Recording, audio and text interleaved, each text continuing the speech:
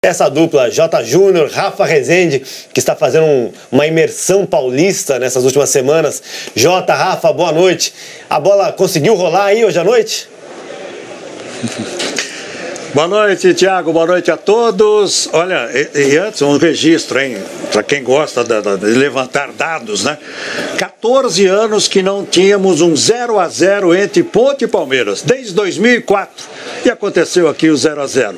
Quarto empate consecutivo da Ponte no campeonato e o segundo consecutivo do invicto Palmeiras no campeonato. Rafa. E o torcedor já vem, pega no nosso pé e diz que a gente é pé frio, né? Por isso surgiu esse 0-0. Um abraço aos amigos no Rio, Thiago, Rizek, Barreto, quem acompanha o Troca. O primeiro tempo foi muito influenciado pelo gramado, mas quem viu fotos do Moisés Lucarelli na manhã de hoje se surpreenderia até pela realização do jogo, no horário do jogo e da forma como aconteceu. É claro que a drenagem pode não ser a mais perfeita de todas, mas para a quantidade de água que caiu em Campinas desde ontem, é impressionante. As imagens que a gente viu desde cedo, pouco antes do início do jogo, ainda com muitas poças, com a bola rolando um pouco melhor visualmente, mas com a bola agarrando bastante ainda durante a primeira etapa. No segundo tempo um pouco melhor, mas o lado oposto ao das cabines aqui, o lado onde o Marcos Rocha defendeu no segundo tempo, extremamente prejudicado com a quantidade de água. Aí a gente viu duas equipes em determinados momentos finalizando de fora da área, apostando muito em bola longa, né, não querendo se comprometer, construindo desde o campo de defesa, porque naturalmente o risco era enorme de perder uma bola, inclusive já no segundo tempo do jogo, mais pra frente a gente vai ver nos melhores momentos o Guerra conseguindo fazer uma roubada dentro do campo de ataque e então, é a ansiedade de grandes clássicos do Brasil. A gente sabe do peso, da importância, tem uma semana inteira para trabalhar, amanhã é o dia de folga, a gente retoma as ações na terça-feira para organizar para esse clássico. Roger, no fim do jogo o Palmeiras chegou a pressionar a Ponte, teve algumas boas oportunidades. Você sentiu que poderia ter feito isso no decorrer da partida mais vezes? Eu acho que foi uma partida alternada. O adversário, assim como teve algumas chances importantes, nós criamos. Como eu disse, foram dois tempos em que o primeiro tempo de disputa primeiro e segundo, e o segundo tempo que deu um pouco mais para ter uma jogada mais trabalhada. A gente conseguiu umas jogadas com um pouco mais, né, de troca de bola pelo chão, mas no segundo tempo a gente criou bastante. Né? Foram boas as chances que a gente poderia ter saído com uma sorte melhor. Roger, mas você ficou satisfeito com a maneira como a equipe soube se comportar, se adaptar ao gramado desse jeito? Exatamente, a adaptação.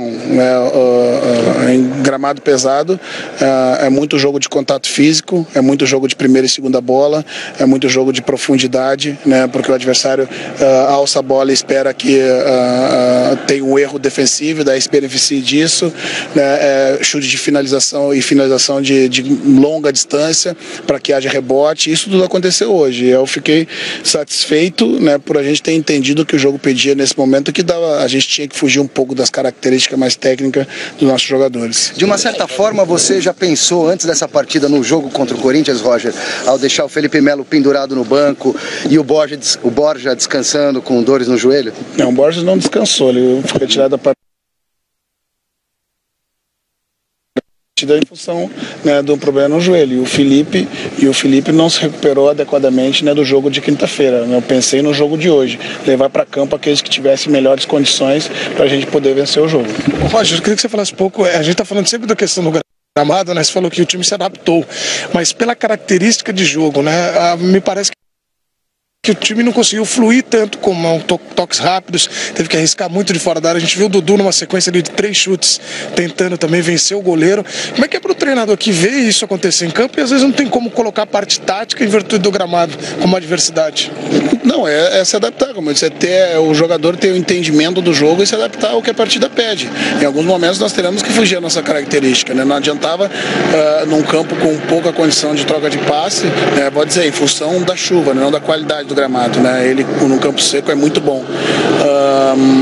A gente tentar a troca de passes, principalmente ali na zona central, que estava bastante prejudicada, né? E a troca de passes com os zagueiros, corria o risco, né? Assim como a gente teve uma oportunidade de gol em função do Guerra, conseguiu antecipar uma bola jogada atrás, a gente poderia correr esse risco, né? A gente tem que lutar com as armas que a gente tem nesse momento. Teve que fugir da característica, se foge, né? Não é o ideal, mas tem que se adaptar ao que a partida pede. Roger, o técnico e o elenco trabalham para colocar em prática tudo que foi feito no treinamento, 100%. Mas quando se depara com um gramado como esse, hoje, quantos por cento o Palmeiras conseguiu colocar por conta do gramado dentro do Moisés Lucarelli, de 0 a 100%? Não dá para fazer essa avaliação, é um outro jogo, com uma outra característica.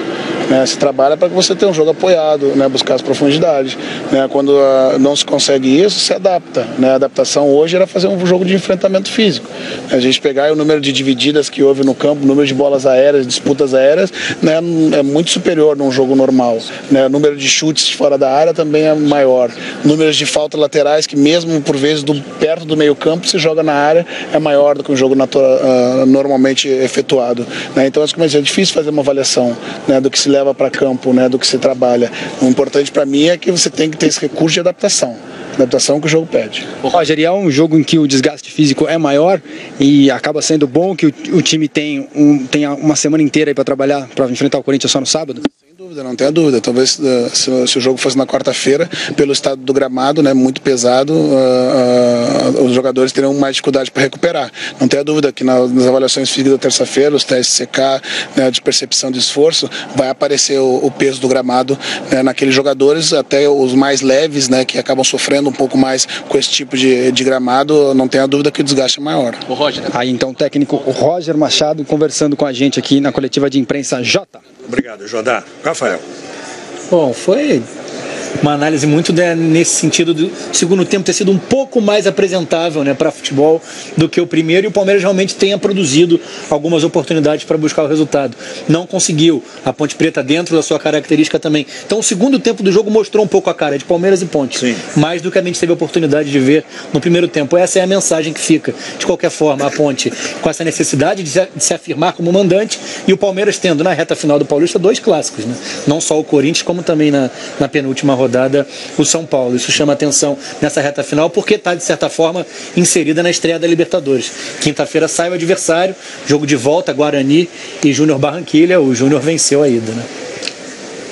Jota, Rafa, boa análise. A hora que ele falou em jogo apoiado, a gente falou, mano, tô vendo o Rafael Rezende reagindo aos comentários do Roger Machado. Já ganhou o coração do Rafa para sempre ali. Ganhou. Falou em jogo apoiado. O Palmeiras faz essa partida em que não conseguiu mostrar muito futebol, não por conta de sua qualidade, mas muito por conta do gramado.